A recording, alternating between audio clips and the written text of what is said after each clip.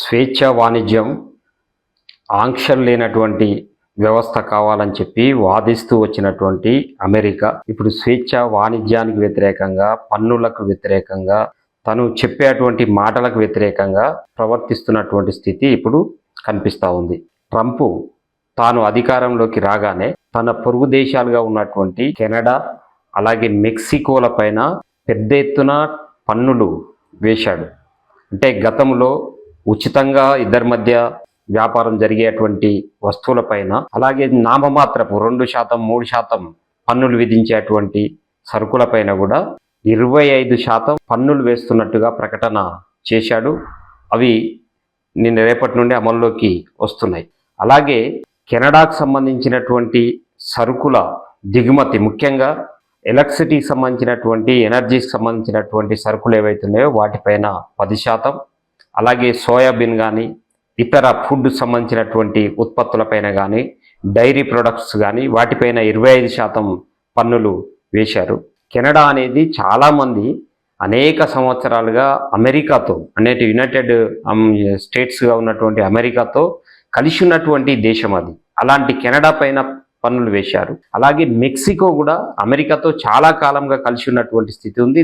ఆ దేశం పైన కూడా 25% పన్నులు వేశారు. దాంతోపాటు చైనా పైన గతంలో 10%గా ఉండేటువంటి పన్నులని ఇప్పుడు డబల్ చేశారు, అంటే 20%కి పెంచడం జరిగింది.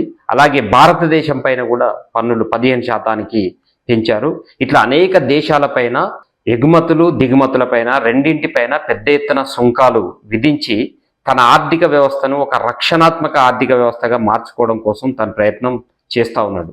పదే పదే అన్ని దేశాలకి స్వేచ్ఛా వాణిజ్యం గురించి, అన్ని దేశాలు బార్లా తెరవాలి, వాళ్ళ యొక్క ఆర్థిక వ్యవస్థలని స్వేచ్ఛగా సరుకులు రావడానికి పోవడానికి అవకాశం ఉండాలి అని చెప్పేసి WTOలో, వరల్డ్ ట్రేడ్ ఆర్గనైజేషన్లో నిరంతరం వాదించేటువంటి అమెరికా ఈ రకమైనటువంటి ఒక కన్జర్వేటివ్, అంటే బిగుసుకపోయి తన దేశానికి సంబంధించినటువంటిదే ఫస్ట్, అంటే అమెరికా ఫస్ట్ అనేటువంటి పేరుతో ఈ రకమైనటువంటి చర్యలు తీసుకోవడం వల్ల ప్రపంచంలో ఒక పన్నుల యుద్ధం ప్రారంభమైంది. అందుకనే దీని మీద వెంటనే స్పందించారు. కెనడా ప్రధానమంత్రి ట్రూడో స్పందించాడు. అలాగే మెక్సికో అధ్యక్షురాలుగా గెలిచినటువంటి ఆమె కూడా, తను కూడా వెంటనే దాని మీద రియాక్షన్ అయింది. మేము కూడా మా దేశంలోకి వచ్చేటువంటి అమెరికా ఉత్పత్తులపైన 25 నుంచి 15-25% అట్లా పన్నులు పెంచుతామని చెప్పేసి తను ప్రకటించింది. యాపిల్ ఏదైతే ఆ ఫోన్ ఉందో, మేము యాపిల్ ఫోన్కు బదులుగా మా దేశంలో మొత్తం శాంసంగ్ ఫోన్ వాడమని చెప్పేసి పిలిపిస్తామని చెప్పేసి ప్రకటన చేసింది. అలాగే కెనడా అధ్యక్షుడు కూడా వెంటనే ప్రకటన చేశాడు, ట్రూడో మేము కూడా దీనికి సీరియస్గా రియాక్ట్ అవుతామని. అలాగే చైనా కూడా దీని మీద స్పందించింది. వెంటనే ఈ అమెరికాకు సంబంధించినటువంటి ఉత్పత్తులపైన 10-15% మేము కూడా పన్నులు విధిస్తామని చెప్పింది. అలాగే రక్షణ రంగానికి సంబంధించినటువంటి ఉత్పత్తులు చేసేటువంటి 10 ప్రధానమైనటువంటి రక్షణ రంగ కంపెనీలపైన బ్యాన్ పెట్టింది.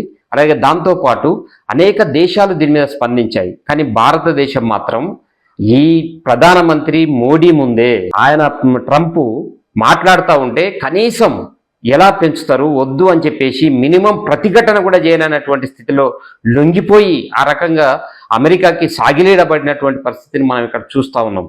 అంటే విదేశాల నుండి, అమెరికా నుండి మనకు పెద్ద ఎత్తున మన దేశంలోకి గోధుమలు కానీ, ఇప్పుడు చికెన్ లెగ్స్కి సంబంధించినటువంటి కానీ, మటన్ కానీ, అలాగే అనేక రకాలైనటువంటి సింగిల్ బ్రాండెడ్ కంపెనీలకు సంబంధించినటువంటి ఇవన్నీ వచ్చి మన దేశంలో ఉన్నటువంటి కంపెనీలు మూతపడతా ఉంటే, ఇక్కడ ఉన్నటువంటి ఉత్పత్తి చేస్తున్నటువంటి దేశీయ ఉత్పత్తి వ్యవస్థ మొత్తం దెబ్బతింటా ఉంటే, మేక్ ఇన్ ఇండియా అని చెప్పేసి ఉట్టి కథలు చెప్పేటువంటి మోడీ కనీసం దాని మీద, మా మీద పన్నులు వేస్తే మేము ఊరుకోము, మీ మీద కూడా పన్నులు విధిస్తామని చెప్పేసి ప్రకటన కూడా చేయగలిగినటువంటి పరిస్థితి లేదు. అంటే అమెరికాకి ఎంత భయపడిపోతా ఉంది, మన ఆర్థిక వ్యవస్థను ఎట్లా అమెరికాకి దాసోహం చేస్తూ ఉంది అనేది మనకి ఇక్కడ స్పష్టంగా కనిపిస్తూ ఉంది. దీన్ని ప్రజలందరూ కూడా వ్యతిరేకించాల్సినటువంటి అవసరం ఉంది అని చెప్పేసి ఈ సందర్భంగా విజ్ఞప్తి చేస్తా ఉన్నాం.